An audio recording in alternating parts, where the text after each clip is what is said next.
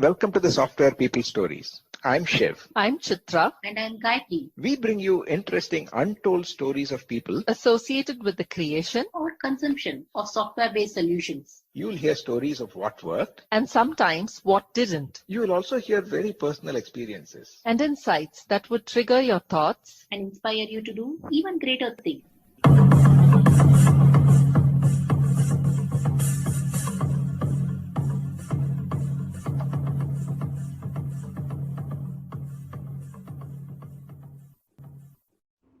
Here at Software People Stories, we are celebrating Women's Month with 5 different women being featured in series.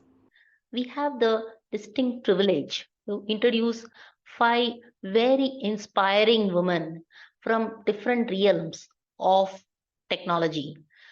I would like to introduce Palashi, who's a research scholar from Cornell University, who's breaking the barriers between social impact and technology. Then we have Puja Issar, who comes from the investment background and social work. And now she is the managing director for Anita B, who shares her interesting journey. And next we have Vaishali James, who's a marketing professional for technology. And she talks about her journey of coming from a very humble background and breaking different arenas. Next, we have Pramita, who's a satellite engineer, and she talks about how do we take 75 people to the moon from India. And last but not the least, we have Bindu Sunil, who shares her passion of embedded and how she's changed her avatar to become a cloud engineer, and she's heading the cloud division in Wipro. This whole month, every Friday, consecutively, we'll be releasing one new episode. Don't forget to listen to each one of them and get inspired. Today, we are having a very interesting conversation with Puja Issar, Managing Director for Anita B India. And we are going to talk about Grace Hopper Conference, Women's Day, what it means to lead a women in tech organization, and so much more. Welcome, Puja. Thank you, Gayatri. Looking forward. Can you introduce about you a little bit to our listeners? I'm sure many of us know you from your articles, but I would like you to introduce yourself. Lovely. Okay, so here I'm Puja Issar, and I'm heading up AnitaB.org for India. And I've been in this role now for 10 months. Now, what got me to Anita B? And Anita B, obviously, we're a not-for-profit organization. And what we primarily work for is the core, which is women empowerment in the tech world. But having said that, I'm a non-techie, a complete non-tech person. I actually come from what we call the dark side. And the dark side is investment banking. And I have given about 18 years of my life to working in investment banking, which is all dealing with numbers. And for me, yes, the financial services world, I was working in the numbers. I was working with the dollar sign. I wasn't involved as much as technology, but anything and everything I did, obviously the science behind that came from what the tech world does. But at that point in time, I didn't give it much thought as to what the tech world comprises of. We used to walk around. When I was in financial services, I had a huge, I would say, beautiful journey, a bit of a roller coaster, because I also came from a sector where the number of men always kind of overrode the number of women. We were always a minority. Women were a minority. And I also was one of those women who just moved to the West to start their careers, trying hard to fit in. Firstly, the East-West culture, right from something as basic as getting dressed to speaking in the right way, trying to fit in there, and then trying to be a part of the bigger world, which was compete with my peers, 90% of which were men at very senior positions. Aggressive financial services is an aggressive sector. So I always thought the challenge was the biggest challenge in gender was in the financial services. And whenever I heard people say, oh, you're not the only one, there are other sectors where this happens, I really never believed it. Because not only were we racing against men for performance, but our job was very much about running after money. It was all about money. It was about increasing the wallet share. And I thought we had it toughest, and I had it tougher because I was at that point in time a girl of an Indian origin, trying to make my presence felt or make a space for myself in the banking sector in the UK and the West overall. Yeah, that was a journey. I used to think I had it tough till I relocated a couple of years back to India. And because of my own personal circumstances, having a 6-month-old baby in hand, decided to have a 360-degree career move. Couldn't travel 27 days a month, and wanted to kind of slow down. And I always wanted to kind of give back to the society. I didn't know how to. So when I wanted to slow down, I joined the not-for-profit sector in India. And I had the opportunity of working with 4 of the best and the biggest not-for-profits in India. They were working towards causes like women empowerment. They were working towards child abuse, education, but we were working with very marginalized communities. So I would say overall women empowerment, trafficking, women rights, the underlying issues were the same, but the kind of audience we were dealing with was different. It's always been about gender parity, pay parity. It's always about the deep-rooted Indian culture, which, again, I always thought after coming back from the West after 20 years, India had moved on. But when I looked at what I was doing, it's so deep-rooted that I realized it's not just the marginalized communities. Every sector, corporate at any level, still has these issues because they run deep in our culture. I gave 4 years to the not-for-profit world, but there was a sense of missing something. There was a gap. And I think the corporate world was so deep-rooted in me. I was trying to find a place for myself. I just wanted a mix of giving back to the society in a way, but not letting go of that corporate beast in me. And I think this is what Anita B gave me, working towards the cause of women in technology. Women are working in the corporate world. Thinking is different. These are women who are working towards, or I would rather say, they have different challenges as opposed to the women I worked with in the past, which was the marginalized communities. And it's a not-for-profit. We're doing it for a cause. And I thought this was going to give me what I really wanted, a cause, but working with like-minded people. All of us, I feel, and I would say that all of us have these challenges at every stage of our life. We might be very, we might have it in our head that, okay, I'm working for this cause. There are women out there who have these challenges, but I don't. But I think every day, every week, all of us awaken to some challenge which reflects in what we are dealing with or what we are working towards. I have met the who's who now today within our communities, all the women from tech. And I'll tell you, these last 10 months have been such an eye-opener for me. For me, technology was a different sector. It was supposed to be full of geeks who didn't have a life. It was supposed to be full of people who were just glued to the computer screens, who were just doing coding. I didn't know more beyond that. Our community of tech women I've been working with, I've been talking with, have just opened up a different world for me. More importantly, for me, it's about, I'm a numbers person and I love analyzing data. I love looking at data. And when I look at the data and I look at the challenges, women in technology, not just in India, very close to my heart, but obviously we have to benchmark that against the global stats as well. When I look at that, I just feel we have so much to do. There is just so much to do. And I'm still trying to address that gap, why we are where we are. I personally believe women multitask 100 times better than men. Women deal with situations 10 times better than men, and they are much more resilient than men. I think I very strongly believe, also having worked in the bank insurance sector and worked in morbidity and mortality, the mortality rate of men is much higher than women, and that's because of resilience. We have so much more resilience to be able to deal with things that we go longer in lives.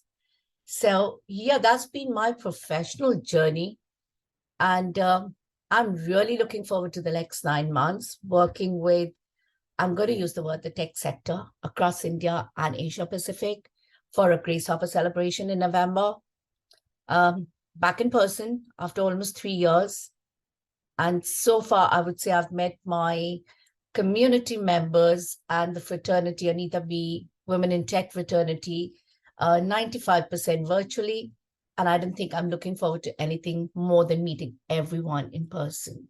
Excellent, Pooja. I have so many questions to ask. I hear your career journey. I think first part was the part where you really went into Barclays and worked in the investment banking space and the financial space. Would you like to share some stories of resilience? You spoke about women being resilient, being able to do multitasking, and also to a large extent being savvy and able to learn quickly and things like that. So, what has been your, a few aha moments or, gotcha moments also in terms of saying, oh God, I didn't realize that kind of a thing. Any interesting stories there, Pooja? Okay, so I'm going to go one step back in my career. And you started with my journey with Barclays and what got me there first. Do you know what? The honest answer is, I don't know why I went into the financial sector. As a teenager, I think I was a lost cause. In school, the subject I used to dread, absolutely dread, it was maths. College, it was accounting. I come from a family of doctors, and I come from a small town called Shimla. And I think it was, just deep-rooted in us. Everybody's a doctor. I should also be a doctor, especially being the girl from the family. The boys were supposed to be engineers or lawyers, and girls were supposed to go down the medical route. And I chose that. And I did clear my medicals. And I remember going with my father, traveling to Delhi to get my hostel seat done for All India Institute of Medical Sciences. And I was sitting outside the clerical office to fill my paper when I told my dad I didn't want to become a doctor. And I think my parents had a heart attack because, clearing a medical at that time was a huge thing without having to give a capitation fee. And then my parents sat me down and asked me what I wanted to do. And honestly, I had no answer. Because again, I came from a small town. We didn't have much exposure to things like media or mass comm. We didn't know those things existed. For us, it was engineering, law, and medicine. And that's the position I put my parents in. And then one bright day, I went in and registered myself for hotel management. I didn't know what that was, but it was what everybody in my age group was talking about. It was supposed to be big. It was supposed to be fancy. It gave me the opportunity as a girl back in those days to get out of a town and come to a tier 1 city, which I think was a very big ambition of mine. Wow. I didn't realize this part, Pooja. Very, very interesting. Yeah, I went to a boarding Lawrence school, and all the boys in town were leaving town for college, and girls stayed back to do their graduation from local colleges in Shimla. And that used to be my biggest fear.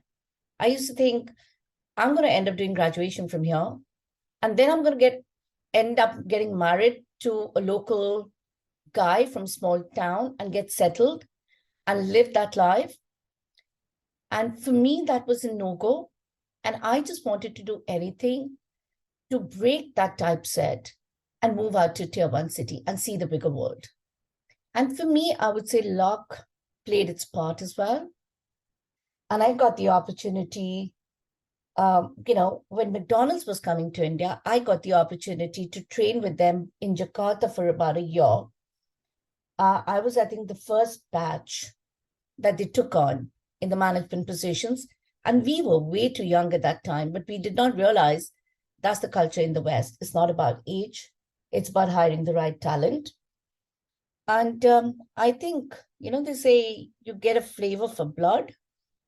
And for me, that opportunity of living in Jakarta for a year, straight out of Shimla, straight to Jakarta, for me, that opened up a big bad world. But along with it, it brought another truth to it. I'm not cut out for hotel management. And I dropped it. I dropped it within 6 months of opening up the first McDonald's store in India in Bandra. And after that, again, what am I going to do? And I think by then my parents had given up on me. And I got myself to the UK for further studies, but don't ask me what I wanted to study. I had no idea. I completely had no idea. I just remember giving my dad a call, and that time calls were expensive. We didn't have mobiles. Technology wasn't that advanced. Of course. And I remember calling my dad and saying, I'm going to major in accounts, finance. And it was unbelievable because that was a subject I was always scared of.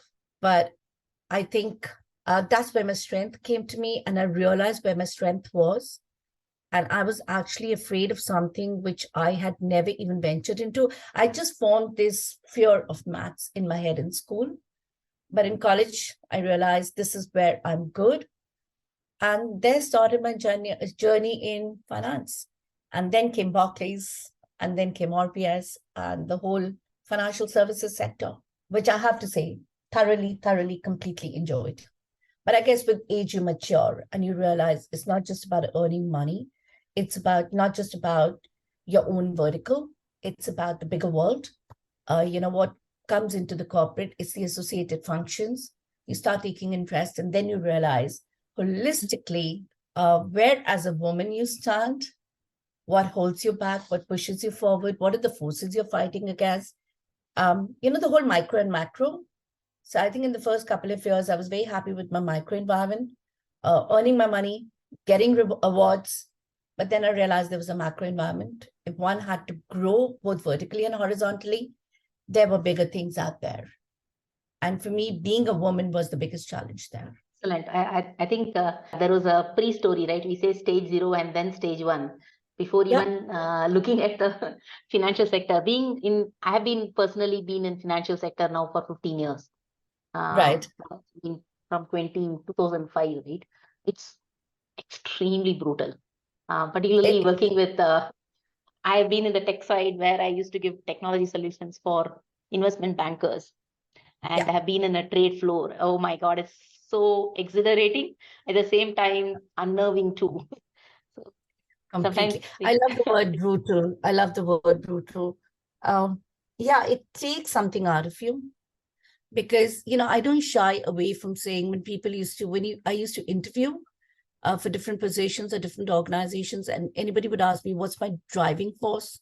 And I would shamelessly, unabashedly say, it's money. It's about earning the big bucks, because that's what investment banking was all about. If you didn't earn the money, you're not making money for the organization. So it was all about the money. And I think when it comes to money, and this goes back to so many conversations, all the women in the community we've been having of late, is about women knowing how much do women know about money as compared to men. Whether we are talking about our own wealth management, it's about financial literacy. And I think at this time, Gayatri, I'm just going to mention, I saw something really beautiful on LinkedIn just last week. Paytm. Yeah. It's called the Pay Divide. It is such a beautiful live demo that they've done about the gender divide. I think about 3 years back, this video was released as part of the Women's Day. It's eye-opening. Right. Please go ahead and explain. Yeah. I think it's just fascinating to see that. I saw it for the first time last week. And now, because I'm in that space, and, these were live people, and this was happening for real, to really see the gaps. We say we're in the 21st century. India has really gone leaps and bounds. Girls are competing with boys, if anything, doing better. But that one element, to see all the women behind the line and men across the line, where the first 8 questions, which was just general questions, which was about growing up together, women were way ahead of all the men. And then they just started dropping like flies. Yeah. It just broke my heart completely. Pooja, connecting back to what you said, right? Micro goals and macro goals. I actually asked about the recent budget in one of our groups, right? Mm. Women groups. Yes. Now, Yeah. they said, oh, the sari was beautiful. This is where the sari came from. And all those conversations, right? And Nirmala Sitharaman sari. And Yeah. not the budget highlights. And I Yeah. asked the same thing in another group where it's on the group of directors. They are talking about this is the sector which is growing. That sector is where the more investment is there. I mean, it was all highlights on finance and everything. It's like Yeah. amazed by what a difference. These are all people, right? They are all my friends. They are very close friends, both of them, both groups, if you will. Yeah. But I think this is what the ad also represents in terms of women in tech, in software, in high proficient in everybody's jobs. How Yeah. much do we know about our own personal wealth, ability to create wealth and maintain it, right? I Yeah. think that's key. I think a little different spin on that, Gayatri. The question here really is it the gap of understanding or is it the lack of confidence to have those conversations? I've been in positions where, when these conversations have happened on a larger platform, inputs have been low. But when questions are put out and one-on-one answers are sought, the knowledge is there. I think the gap is about translating this knowledge into a conversation. And for me, when I look at it over my career journey of interacting not just with people from financial sector, but other sectors as well, it's just the coffee cooler moments. I think it's just that whole thing of seeing 5 men standing in a corner with their loud voices talking about the stock market. And for an individual or two people standing on the side who still know what it's about, but don't have the voice, or they feel they don't have the voice to go join the conversation and give their opinion. So at times, I think, yes, lack of knowledge, yes, but also coupled with not having the confidence to bring that knowledge into a conversation. And that goes back to women hanging out in all women groups, conversations going to a different side rather than as a group taking the same subject as men, like money, and giving your opinion on that. Exactly what he said, somebody talking about a pink sari. So instead of that, in a group, if somebody starts talking about money, and even if there's no knowledge, when you talk together, you're sharing knowledge. Those are the moments we women need to give ourselves, each other as well, that shoulder, that uplift to start getting those conversations growing. Otherwise, these men folk are never going to take us seriously. True, Pooja. In fact, a couple of things that come to my mind when we talk about finance and women empowerment. It also reflects the number of balls we are juggling. So more and more balls we are juggling, right? Things which we are not comfortable in, or it's not about we not being good at it. It's just a matter of, conditioning, social conditioning, saying that this part of it is yours and that part is yours. I think that kind of a society has created that divide. I think that makes it that much more, the bar has been raised so much that automatically there is a sense saying that, okay, I'm already good at a lot of things. Why even try that? I think that could be one. I think you're absolutely spot on. You know what you said about, I'm good at this. So when we get those chances to talk about what we are good at, we want to highlight what we are best at. And like you said, we have so many balls to juggle. We want to talk about the ones that are more a routine of a life. We can talk more easily about those. And yes, we are damn good at those things and we shout about them. But when we give these things the lower priority, doesn't mean we are not good at that. It just means we just need to realign everything. But again, because it's rooted in us that, as women, as mothers, as daughters, this is your first duty. We want to shout about that and then come to these, which actually become secondary.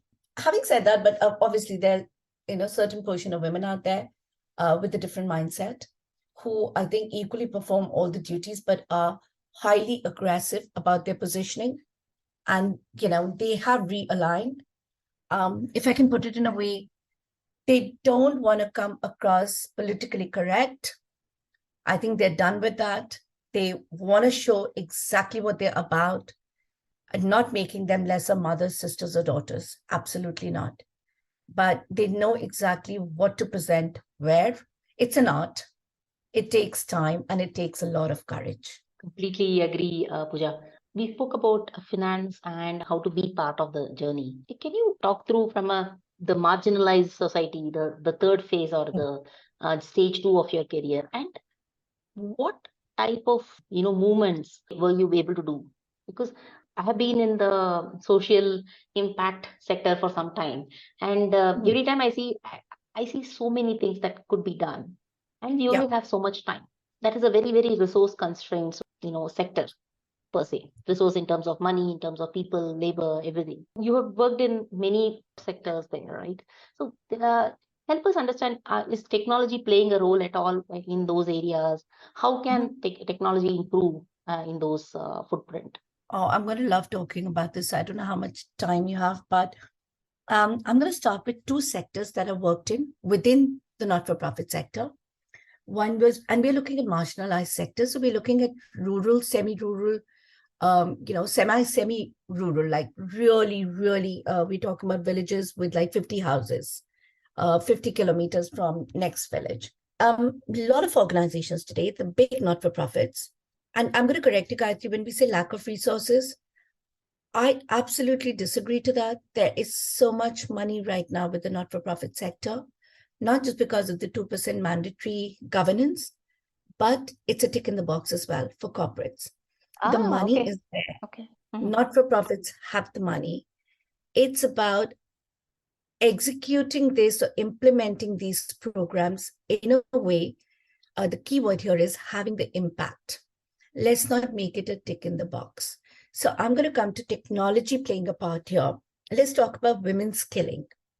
Skilling as a whole across the nation became a whole thing, skilling the youth with, our prime minister's, I'm forgetting the campaign, but back in 2017 with the National Council for Skill Development, they came up with skilling a certain number of youth across India, rural and semi-rural. A lot of NGOs stepped up to say they're going to take the girl child and they're going to take women as a sector for skilling.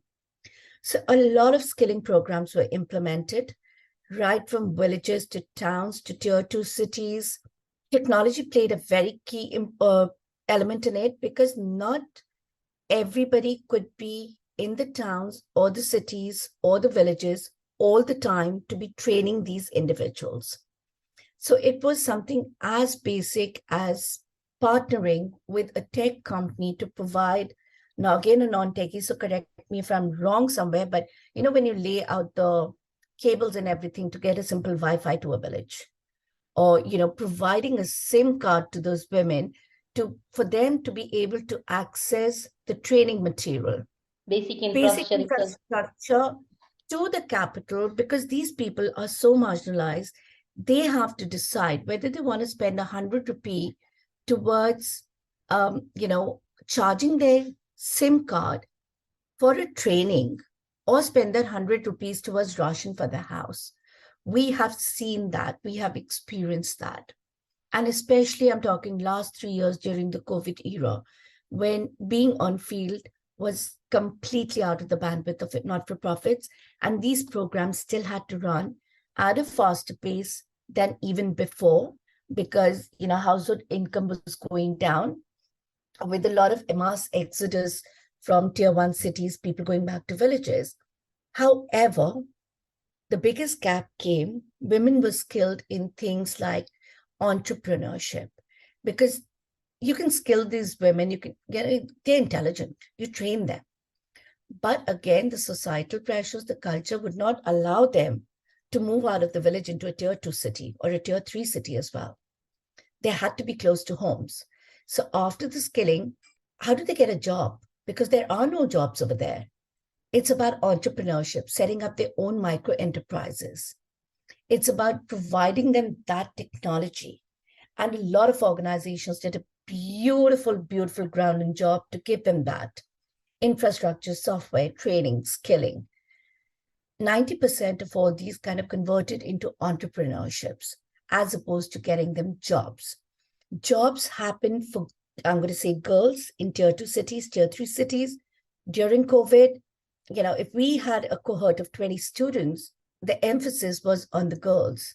And out of a cohort of 20, if 10 were girls and 15 people were actually going through the cohort, 90% of them were girls. And even in job placements, it was the girls who were securing more jobs than the women, than the men.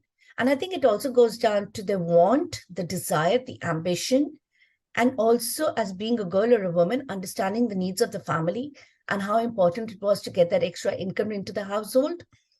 They stepped out of their comfort zones of lighting chulas at home to learning basic Word, learning, how to surf the internet, filling up application forms. Some of them are so successful today with a lot of BFSI's call centers as customer executives, relationship assistants, earning anywhere close to 18 to 25,000 rupees a month, where prior to this, they had zero income, their own contribution to the house. And this was only possible because of technology and what we could provide them, sitting within a safe space of the four walls of their own house. So I think technology played such a huge role in skilling entrepreneurship. Education, of course, is a very different sector, but keeping these children, I would use the word sane and, occupied over the 2.5 years. I know all children kind of fell, below or fell backwards, right from children from, maybe an international school all the way down. But villages did do a little better job than towns and cities because they got the infrastructure, they got the tablets, thanks to the not-for-profits, they got the training. But what was most critical was they understood the need, they didn't take it for granted, they made something out of it. And it's only because technology innovated itself. Like, I think in 3 months itself of the first lockdown that we had, it was absolutely amazing. I remember working for an organization doing youth skilling programs at that time. And the first lockdown, and we were sitting on corporates' monies. And as a not-for-profit, you have to spend that within a certain period of time. And the first question was, how do we provide skilling to youth? We are skilling them for, IT without being face-to-face with them. How do we get the same impact? But, month on month, we turned out cohorts of youth absolutely excelling in what they're doing. And, some of them have gone a long way in life in the last 3 years. Wow, I'm getting goosebumps hearing your stories, because these are the real change in grassroots level change that we're talking about. And powering them, see, it is easier to say, okay, I have improved my ad engine, or I've improved my SEO to ensure that it is easier to click and buy my next fashion designer cloth, all of that. But ensuring that my child is able to get a education. I mean, I'm able to fill that interview, form legibly. I think the biggest, I'm just taking this just 1 minute away from this, Gayatri, for me as a human being during the COVID era, working with a not-for-profit, working, towards the COVID relief. The biggest thing that really moved me was what technology did for COVID orphans. Because during a disaster, the biggest, the area that suffers the most is the minors, the orphans, because that's where child trafficking is the highest. It's at its peak in any disaster.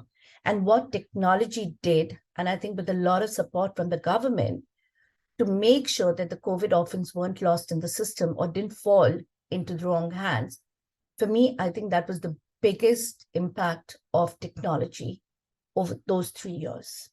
That's awesome, Puja. I think just the fact that children are able to be in a safe space, right? I think sometimes some of the media companies actually highlight more of the things which are not working rather than things which are actually doing well. And those, as I don't know why we are more focused on problems than things which are actually working, and ensure that we have the amplification effect, right? To continue. Absolutely. Move to your current work, right, Puja? I think I know you and I have connected through the anitab.org, which I have been associated with more than 4 years. I think that has been a very, very enriching for me personally. Mentoring, meeting women, and Yeah. sheer sense that I have, interacted with them and saying that, you have a staying power. If I can Hmm. stay in the whole place, and then you can also do it. Sometimes it's just that it may sound very odd, but that is it. Just have to stay the course. And Yeah. yeah, I think so. What are the things that you are planning as a woman in tech? I think as a, yeah, Anita being connecting the not-for-profit space, women in tech, the corporates. How are you planning the whole thing, Pooja? The entire strategy now for the next 3 to 5 years. First is obviously expanding our footprint pan India, because technology, just like in the West, it was all about Silicon Valley. So far, it's always been, when we say tech in India, we say Bangalore. We need to step away from that a bit as well. It's about increasing our footprint. There's Hyderabad, which is very much in talk. It's like the mass exodus from Silicon Valley of India, Bangalore, to other hubs, but they need to be recognized. Also, I think we need to step up, because the government is putting in a lot of effort now, also with their new budget, about investing into tier 2 and tier 3 cities. Take Karnataka, for example, right? They're investing into areas like Hubli. So many call centers, so many fintechs have moved there, IT service centers have moved there.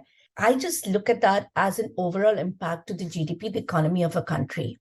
Because metropolitans, yes, they bring in an X% of income to a country, but let's not forget, most of our population does not sit in tier 1 cities. They're sitting in tier 2, tier 3 cities. But when we look at the age divide in the country, and we look at the age group of 18 to 25, 42% of that is coming from tier 2, tier 3 cities. And I'm not even going into further gender divide of female to male ratio there. But that is the population that's going to make the future of is digital. There's no question about that, no argument about that. Every child, I think 2 and 3, I think it's 98% is what the stats say, that when children are interviewed or surveyed in colleges or junior colleges, they want to pursue technology. Now, technology obviously also comes with associated functions, but technology is the key word rather than my times, medical, law, engineering. Engineering, again, was technology, but our engineering, I think, was different than what we're talking today. So for me, it's about penetrating into tier 2, tier 3 cities, addressing the women and girls over there. There are a lot of institutes there. Girls are paying a lot of money to get into those institutes, getting some technical skills. But the question, the challenge is, how do they convert that into a livelihood? It's not just about understanding one coding program and picking up a job. It's about what more is out there for you. Simply like for a salesperson, it's not just about going and selling a product. A salesperson can grow with time and grow into business development, then into marketing, and end up in a role in comms. One of my own team members is a live example of that, who started off in sales and events and is heading up the Marcom division for us today. So it's about just knowing how to align yourself, getting these girls to understand the bigger world, the corporate world, getting them out into not necessarily tier 1 cities, but the corporate culture. If we can work together to bring that corporate culture closer to their doors in tier 2, tier 3 cities, or maybe even rural areas, like it's happening in Karnataka right now. So one is, yes, the footprint. The second most integral and the key thing is for existing women in technology, right from junior management all the way to CX or CTO levels.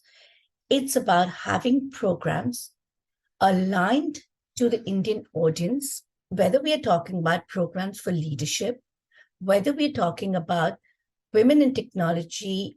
A lot of women drop out, take a break, sabbatical, and then find it hard to come back, because there are a lot of dilemmas when they come back, right? It's about, God, I'm coming back after 5 years. This is the guy I interviewed and got into the job. he's probably going to be at the same level as me or my senior. How do I fit in? How do I compromise on my designation, my money? Understand those skill gaps. Make sure we address those skill gaps so the women can come back into positions that are rightfully theirs, aligned to their skills, aligned, bring that confidence back in them. Because that is one of the biggest reason women don't come back into work, in spite of wanting to, having even the family support system that allows them to get back to work, but it's their own demons they fight with.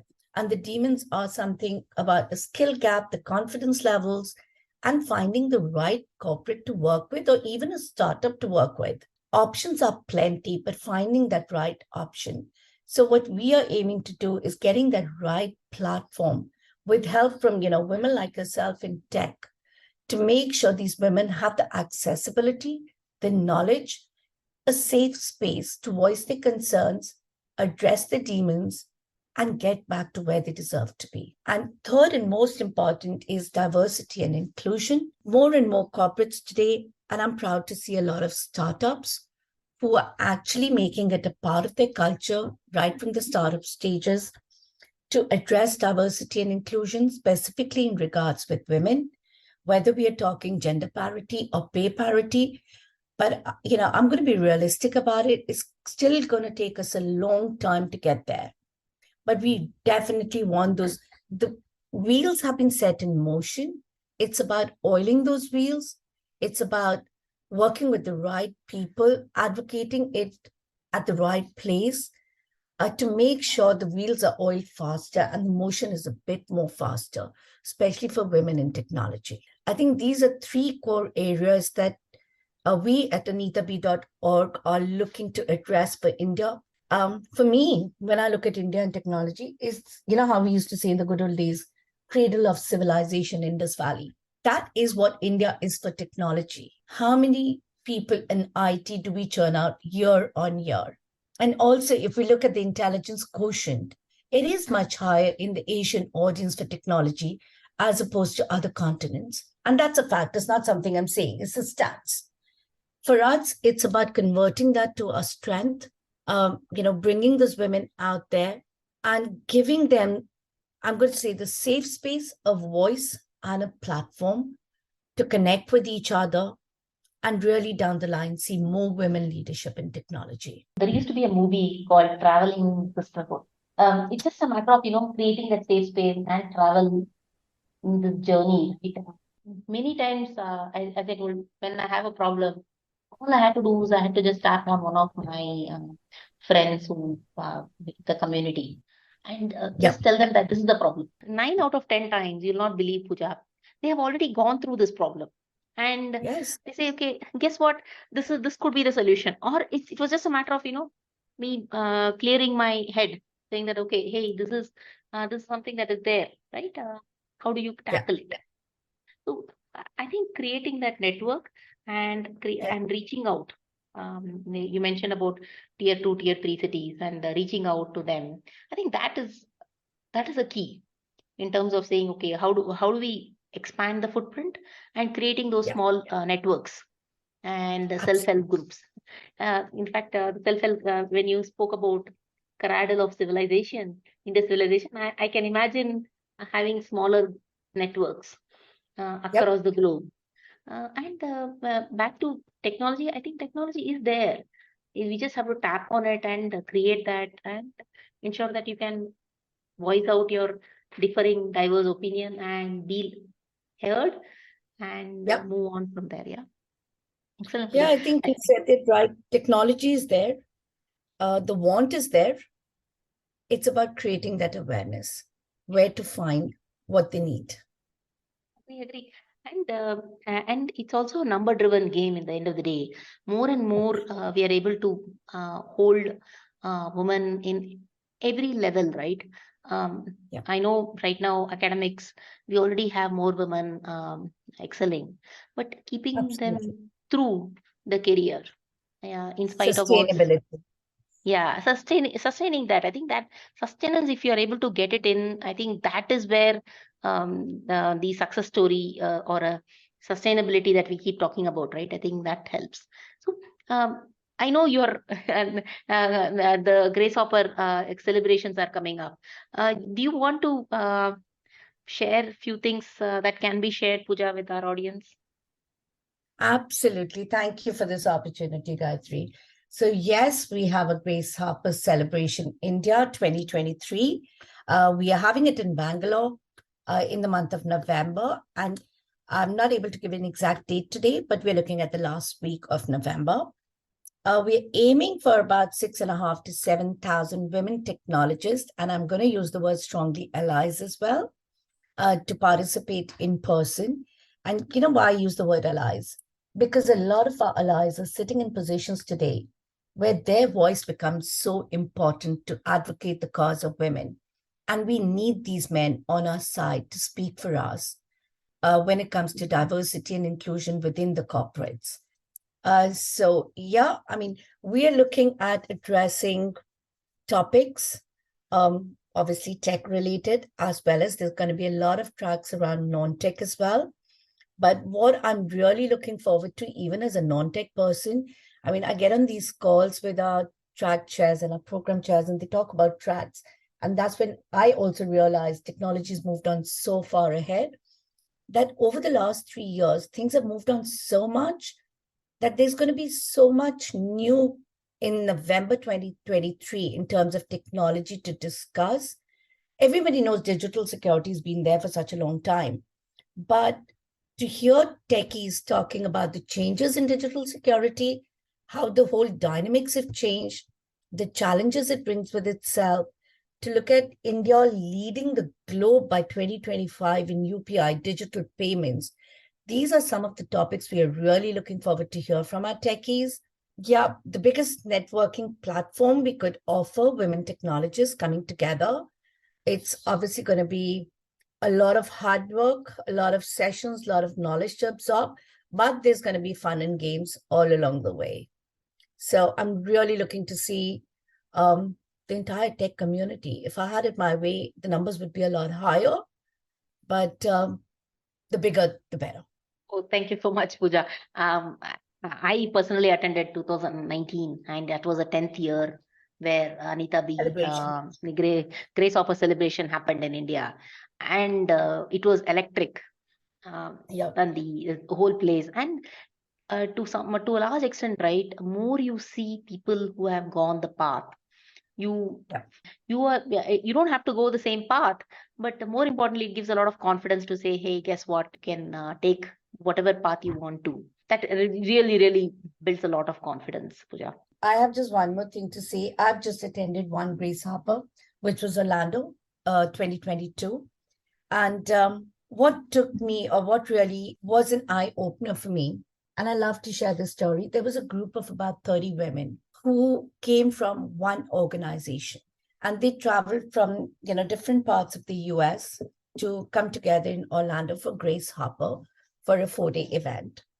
And we were talking to them, and the senior most lady of the organization who was leading them, she got talking to us, and she shared this with us without giving names of the organization.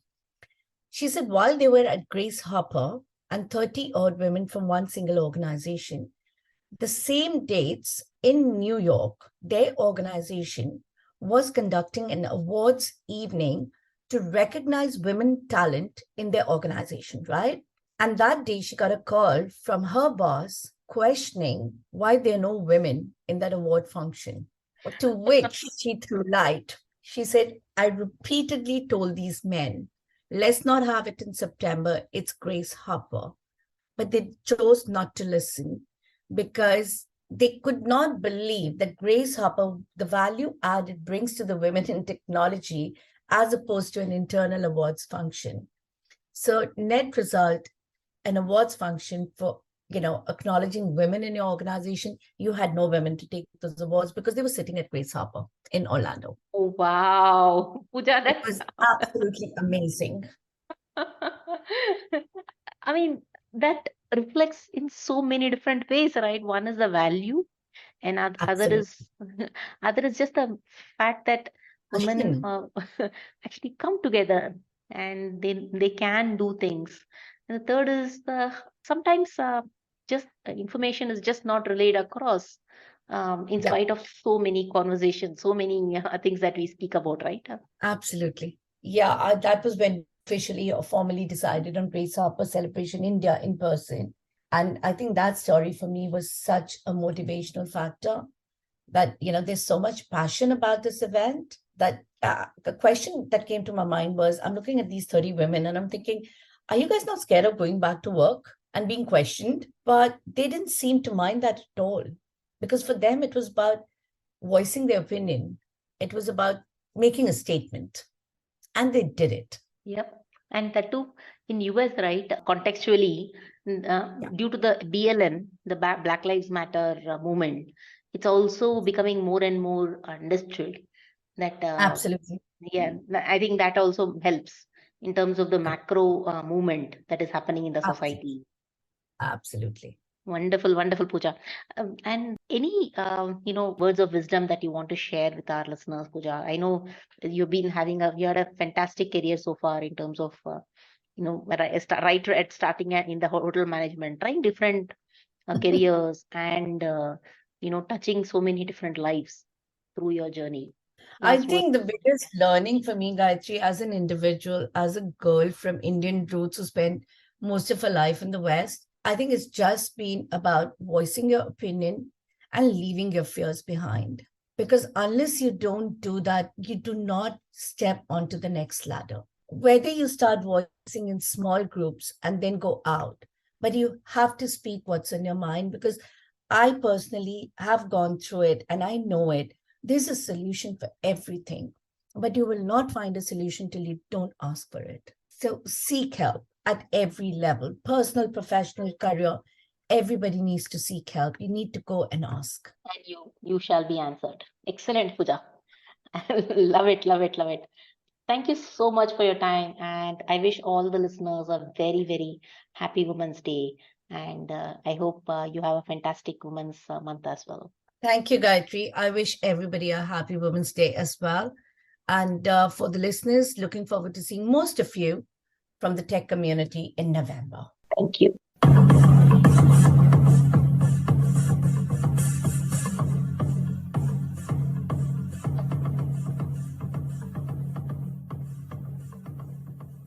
We thank Siddharth for the music and Anita for promoting the Software People stories. If you like this episode, Please subscribe on your favorite podcast client. And spread the word in your network. if you'd like to share your story, Contact us at podcasts@pm-powerconsulting.com.